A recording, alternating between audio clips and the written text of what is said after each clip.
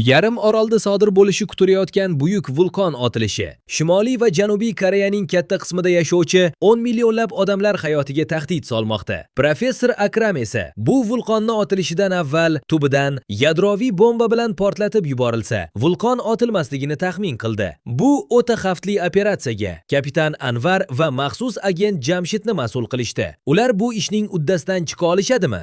Assalomu alaykum aziz do'stim. Bu Zombi Uz kanali va biz boshladik.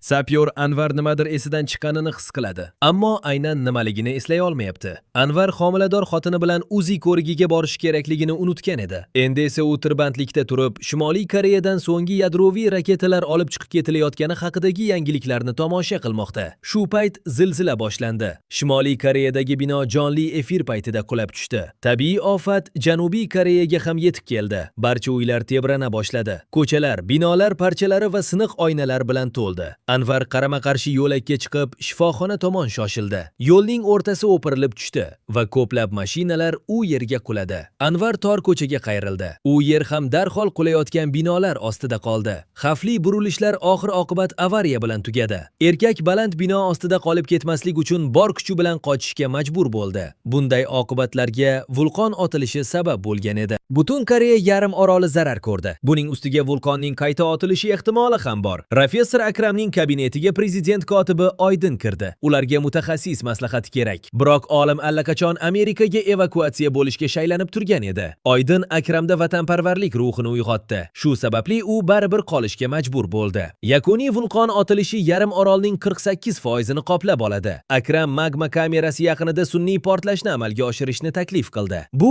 o'sha kameradagi bosimni pasaytirishga va keyingi otilishlarni to'xtatishga imkon beradi. Buning uchun ularga 6 kilotonna quvvatga ega portlash kerak. Ya'ni ular yadroviy zaryad o'rnatishlari lozim. Reja amalga oshish ehtimoli esa 3.5%. Shuning uchun aholini evakuatsiya qilish bilan shug'ullangan ma'qul. Biroq prezident bu rejaga ishonadi. Avvalo, ular amerikaliklar olib chiqib ketmoqchi bo'lgan jangovar kallaklardan birini Shimoliy Koreyadan o'g'irlashlari kerak. Bu ish kapitan Anvarga topshirildi. Vaholanki u bugun zaxiraga bo'shash haqida ariza bermoqchi edi. Kapitan Anvar harbiylar ayolini Amerikaga evakuatsiya qilishga va'da berishganidan keyin bu ishga rozi bo'ladi. Chunki shahardan chiqish uchun barcha yo'llar vayron bo'lgan va ular o'zlari shahardan chiqib keta olishmasdi. Anvar xotiniga bu tez va xavfsiz ish bo'lishini aytib yolg'on gapirdi. Zulayho eridan bola tug'ilganda yonida bo'lishga va'da berishini so'radi. Maxsus kuchlar va sapyorlarga yo'llangan Shimoliy Koreyalik agent Jamshid haqida xabar berishdi. To'g'ri, hozir u qamoqda, lekin faqat Jamshid raketalar qayerda yashirilganini biladi. Shuning uchun jangchilar uni ozod qilishlari kerak. Vulqonning yakuniy portlashigacha 75 soat vaqt qoldi. Shuningdek, bo'linmaga uran joylashtirilishi kerak bo'lgan detonatorni ko'rsatishdi. Sapyorlar va maxsus kuchlar xodimlari Shimoliy Koreyaga yetkazadigan ikkita samolyotga o'tirishdi. Havoda kul konsentratsiyasi yuqoriligi sababli maxsus kuchlar o'tirgan samolyotning dvigateli portlab ketdi. U balandlikni yo'qota boshladi. Sapyorlar bunday yakunni kutib o'tirmay, zudlik bilan desant bo'lib sakrashdi. Ular omon qolishdi. Biroq endi ikkinchi samolyot qoldiqlari orasidan jomadonni topishlari kerak. U yerda shaxta xaritasi va agent Jamshidni topishga yordam beradigan GPS tracker saqlanadi. Anvar buyruqni bajardi va samolyot portlashdan biroz oldin undan chiqib ketishga ulgurdi. Endi ular Shimoliy Koreya qamoqxonasiga yetib borishlari va agentni ozod qilishlari kerak. Bu ishni maxsus kuchlar xodimlari bajarishi kerak edi. Lekin ular o'lgani uchun hamma ish sapyorlarga qolgandi. O'zi oxirgi marta qachon o'q uzgansiz deb so'radi Anvar o'z odamlaridan. Bizmi? Menimcha 1 yilcha oldin deb javob berdi odamlari. Lekin shunga qaramay, aftidan bu topshiriq qiyin bo'lmaydi. Qamoqxonada isyon ko'tarilgan va mahbuslar deyarli barcha qo'riqchilarni o'ldirishgan. Bo'linmani Jamshid ikki yoqlama agent bo'lishi mumkinligi haqida ogohlantirishdi. Chunki negadir uni hali ham qatl qilishmagan. Soch soqoli o'sib ketgan agent yorug'likka chiqdi va janubliklarni qo'rqitib yubordi. Nega to'planib turibsizlar? Ochinglar, dedi agent. Buni biz hal qilamiz, dedi Anvar. Eshikni portlatishdi. Jamshid kameradan chiqdi va bu ahmoqlarning aqldan o'zgan topshirig'i haqida bildi. Ularni xayolparast deb atadi. Keyin Anvar agentga agar u shu topshiriqni bajarishda yordam bersa, uni qo'yib yuborishlarini va Janubiy Koreya fuqaroligini berishlarini va'da qildi. Dush qabul qilishi uchun Jamshidning kishanlari yechildi. U sochini oldi, soqolini qirdi va boshiga tikib qo'yilgan GPS mayoqchani kesib oldi. Shuningdek, erkak kapitanning hamyonini ham o'g'irladi. U shaxta xaritasini o'rganib chiqdi. So'ngra uni bo'laklarga bo'lib yeb yubordi. Otryad vayron bo'lgan Shimoliy Koreya shahriga kirib keldi. Anvar hamyoni yo'qolganini endi payqadi. Agent masxara qilgandek hamyonni egasiga qaytardi. "Xarita qani?" dedi Anvar. "Xaritami? Men uni yeb qo'ydim", dedi Jamshid. Xarita Jamshidning kallasida qoldi. Bu Janubiy Koreyaliklar uni o'ldirishni xayollariga ham keltirmasliklari uchun o'ziga xos sug'urta bo'ladi. To'xtash vaqtida Jamshid hojatga chiqib kelishni so'radi. U o'zini qo'riqlayotgan askarni aldab hushidan ketkazdi va qochib ketdi. Endi GPS mayoqcha otryadga yordam bermaydi. Askarlar uni vayron bo'lgan shahar xarobalari orasidan qidirishga tushdi. Jamshid o'z xonadoniga yetib bordi va yashirin joydan to'pponcha hamda telefonini oldi. Anvar agentni o'z xonadoni derazasidan ko'rinadigan dohiy haykali haqida gapirganini esladi va qochqin qayerda berkinganini tushundi. Jamshid giyohvand xotinini uyg'otishga harakat qildi. Agent qizchasini hozir Baxtusun vulqoni yaqinidagi shaharda yashayotganini aniqladi.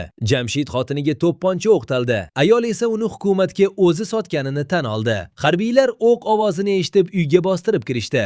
Jamshid xotinini o'ldirmadi, lekin yana qo'lga tushdi. "Do'zaxda ko'rishguncha", dedi u xotiniga. Shu vaqtda Zulayho buyumlarini yig'di va evakuatsiya joyiga yo'l oldi. Jangovar kallaklar saqlanadigan maxfiy obyekt mashinasozlik zavodi ostida joylashgan. Bo'linmada boshliq Anvar, ammo uning harakat rejasi yaroqsiz edi. Shuning uchun Jamshid aralashishga va bu ahmoqlarga bir-ikkita maslahat berishga majbur bo'ldi. Askarlar generatorni portlatishdi. Shimolliklarda tungi ko'rish moslamalari yo'q edi. Shuning uchun ular bilan tezda hisob-kitob qilishdi. Boshqa bir xonada agent va uning asiri joylashgan edi. Jamshid o'zi uchun rezina o'qli to'pponchani tilab oldi va shu zahoti Anvarga qarata o'q uzdi. Jamshid o'zini ulardan biri qilib ko'rsatdi, lekin askarlar yaqinroq kelishi bilan hammasini otib tashladi. So'ngra u maxfiy parolni kiritdi va askarlar joylashgan lift yer qa'riga tusha boshladi. "O'rtoqlar, sizlarga respublika xazinasini tanishtirishga ruxsat bering", dedi Jamshid. Po'lat eshik ortida 6 ta ulkan ballistik raketa yashiringan edi. Jangchilar himoya kostyumlarini kiyishdi va Jamshidni qo'yib yuborishga va'da berishgan bo'lsa-da, uni vaqtincha kishallab qo'yishdi. Sapyorlar raketada ochib, uran qobig'ini ajratib olishdi. Radiatsiya darajasi keskin ko'tarildi. Barcha 6 ta zaryad detonator ichiga joylashtirildi. Kutilmaganda ikkinchi vulqon otilishi boshlandi. U yakuniy otilishdan ancha kuchsiz, lekin baribir jiddiy vayronagarchiliklarga olib keldi. Zulayho shu lahzada ko'prikdan o'tayotgan edi. To'g'on vayron bo'ldi va mashina ichida qolgan ayol unga qarab bahaybat to'lqin kelayotganini kuzatmoqda. Kuchli suv oqimi ko'prikni butunlay qopladi. Bunkerda ham ahvol chatoq. Eshiklar yopila boshladi. Jamshid harbiylarga baqirib, nimadir qilishlarini so'radi, ammo oxir oqibat u o'zi ozod bo'lishga va eshikni tirab qo'yishga majbur bo'ldi. Shu bilan birga u fursatdan foydalanib qochib ketdi.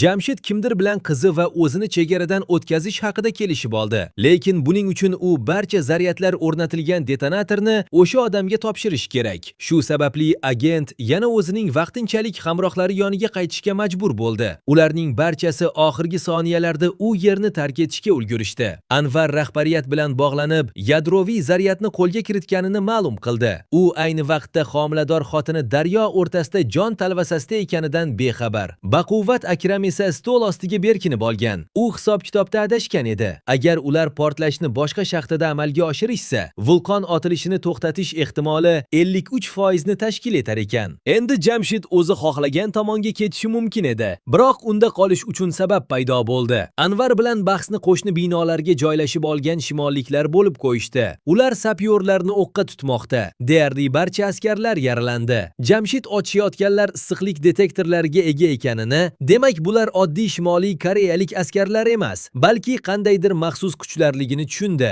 Anvar Jamshiddan uni himoya qilib turishni so'rab, o'zi yuk mashinasi tomon yugurdi. U yonilg'i bakini teshdi, so'ng mashinani yurgizib, uni portlatib yubordi. Olov chizig'i Janubiy Koreyalik askarlar tanasidan chiqayotgan issiqlikni yashirishga yordam berdi. Anvar yerda yotgan, tashqi ko'rinishi yevropaliklarga o'xshash yarador merganni ko'rib hayron qoldi. Erkakni Jamshid o'zi bilan olib ketdi, lekin keyin uni elektroshoker bilan hushidan ketkazdi. Ko'p o'tmay, kutilmaganda prezident shtabini amerikalik harbiylar egallab olishdi. Amerika hukumati Xitoy bilan chegara yaqinida yadroviy kallak portlatilishiga yo'l qo'ymaydi. Umidsizlangan professor Akram kech bo'lmasdan Amerikaga qochishga qaror qildi.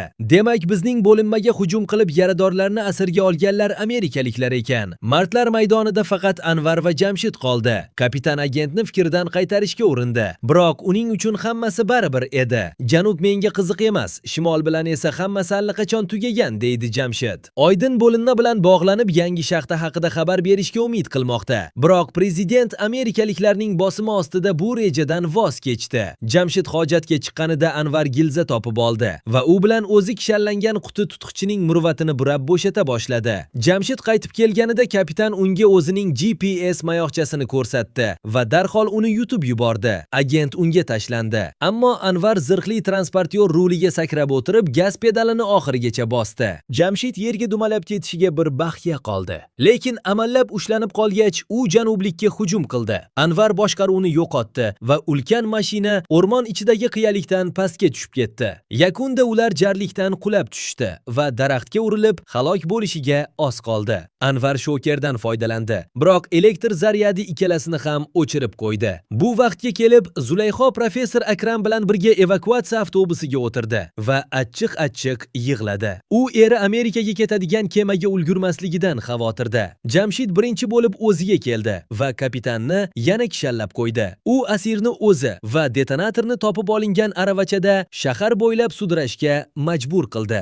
Yo'l-yo'lakay Anvar birinchi farzandini tug'ilishini kutayotgani bilan maqtandi. Otasini ko'rmaydigan bolaga achinaman, lekin sen yaramassan, dedi Jamshid. Zulayho va professor portga yetib kelishdi. Biroq ayolni erisiz ichkariga qo'yishmadi. Shu sababli u Anvarni kutib qoldi. Qorni och qolgan hamrohlar do'konga yetib borishdi va u yerda Coca-Colaga o'xshash ichimlik topishdi. O'ziga xos sotsialistik kola, dedi Jamshid. To'satdan bu yerga amerikalik askarlar bostirib kirishdi. Ular qahramonlarimizni deyarli qo'lga olishgan edi. Biroq do'konni avtobus yordamida Guli buzib kirdi. U bo'linmaning yana bir a'zosi edi. Koreyaliklarni ta'qib qilish boshlandi. Jamshid derazadan mo'ralab, mashinalardan birini granatam yot bilan urib yiqitdi. Vulqonning navbatdagi, oxirdan bitta oldinga otilishi yuz berdi. Zilzila avtobus ketayotgan ko'prikni vayron qildi va detonator jarlikka tushib ketishiga bir baxya qoldi. Guli orqaga yurishga majbur bo'ldi. Portda koreyalik olomon to'siqlarni yiqitib, amerikaliklar bilan birga qutulish uchun kema tomon yugurishdi.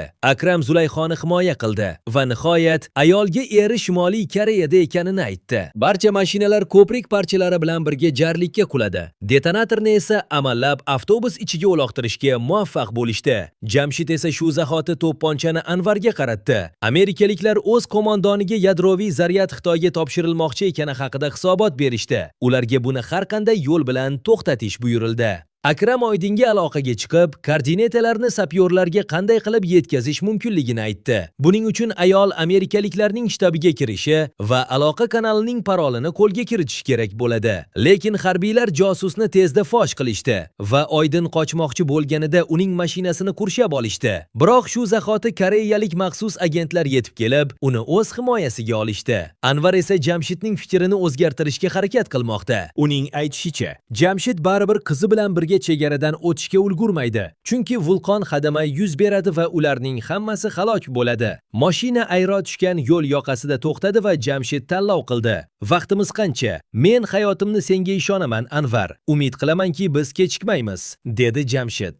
Jamshid qizini topmoqchi. Faqat buning uchun u avval shaxtagacha bo'lgan yo'lni chizib berish kerak. Professor Akram kapitan bilan bog'lanishga yordam beradigan fleshkani qo'lga kiritdi. Birinchi bo'lib Anvarga xotini qo'ng'iroq qildi va unga baqirib berdi. Shimoliy Koreyada nima qilib yuribsan? U yerda nimangni yo'qotding? dedi ayol. Akram jamoaga boshqa shaxtaga borishlari va uning eng tubiga tushishlari kerakligini aytdi. Shuningdek, Anvarga yaqin atrofdagi shaharga amerikaliklar kelayotgani haqida xabar berishdi. Ular uranning xitoyliklarga topshirilishini to'xtatmoqchi. Jamshid esa shahar bo'ylab o'z qizini qidirib yuribdi.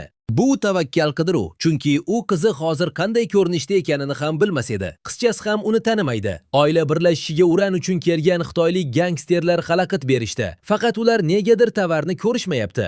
Jamshid shu zahoti qornidan o'q yedi. Shimollik yigit bandit bilan kelishishga urindi, biroq u allaqachon Jamshidni otib tashlamoqchi edi. Baxtiga xitoyliklarga hujum qilgan amerikalik maxsus kuchlar yetib keldi. Maydonga taksi mashinasi kirib kelishi bilan otishma to'xtadi. Mashina yukxonasidan uran solingan quti ko'rinib turardi. Anvarga yana Jamshid kerak bo'lib qoldi, chunki u butun xaritani yoddan biladi. Ularga esa endi boshqa shaxta zarur. Mafiya boshlig'i detonator yoniga keldi va taymer allaqachon ishga tushganini, uni to'xtatib bo'lmasligini ko'rdi. Demak, har qanday holatda ham portlaydi. Anvar hamma uy-uyiga ketishini, o'zi esa missiyani yakuniga yetkazishini taklif qildi. Amerikaliklar va xitoyliklar tezda juftakni rostlashdi. Kapitan o'z jangovar do'stlariga ham qochishni buyurdi. U o'zi uddalaydi, ammo Jamshid o'z yordamini taklif qildi. Birgalikda ishonchliroq dedi u. Agent qizi bilan xayrlashdi. Seni ko'rganimdan xursandman. Men baxtliman dedi Jamshid. Anvar ham xotini bilan xayrlashishiga to'g'ri keldi. Kichkintoyimiz bilan uchrashuvga kechikma. Meni eshityapsanmi dedi xotini.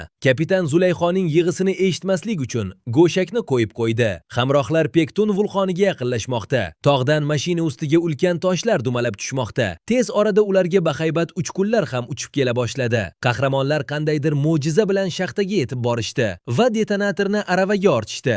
Zulayxoda aynan shu vaqtda to'lg'oq boshlandi. Ammo shifoxonada unga yordam bera olishmaydiganga o'xshaydi. Chunki ular turgan bino qulab tushishiga oz qolyapti. Shaxtadagi o'pirilish detonatorni kerakli joyga yetkazishga xalal berdi. Shunda Anvar liftda tezda pastga tushishni o'yladi. Bu ortga qaytib bo'lmas yo'l edi. Jamshid ayyorlik bilan kapitanni tashqariga chiqarib yubordi va ichkaridan o'zini qulflab oldi. Bu yog'iga u o'zi davom etadi. Lekin Anvar unga bir narsani va'da qilish kerak. U va Zulayxo Jamshidning qizini asrab olishadi. Qizchaning hech kimi qolmadi. Agent esa faqat unga ishonadi. Jamshid mexanizmni portlatdi va lift katagi ulkan tezlikda pastga qarab ketdi. Pastki qavatda u tormozlandi, lekin lift baribir chil-chil bo'ldi. Yarador erkak so'nggi kuchi bilan detonatorni kerakli joyga sudrab bordi. Anvar shaxtadan otilib chiqib mashinaga o'tirdi. Zero u rafiqasiga bergan va'dasini bajarish kerak. Hayotining so'nggi soniyalarida Jamshid qizini o'yladi. Aql bovar qilmas darajadagi kuchli portlash sodir bo'ldi. Professor Akram bombaning portlashi vulqon otilishini to'xtatganini ko'rdi. Odamlar endi qo'rqmasa ham bo'ladi. O'sha kundan beri 1 yil o'tdi. Akram Amerikadan qaytib keldi va vatanini qayta tiklashda qatnashish uchun Koreyada qolishga qaror qildi. Zulayxo qiz farzand ko'rdi. Biroq ularning oilasi bir emas, birdaniga 2 nafar farzand bilan ko'paydi. Anvar va'da qilganidek, ular Shimoliy Koreyalik agentning qizini asrab olishdi. Video yoqgan bo'lsa like bosishni va obuna bo'lishni unutmang. Yangi videolarimiz orqali ko'rishguncha xayr do'stlar.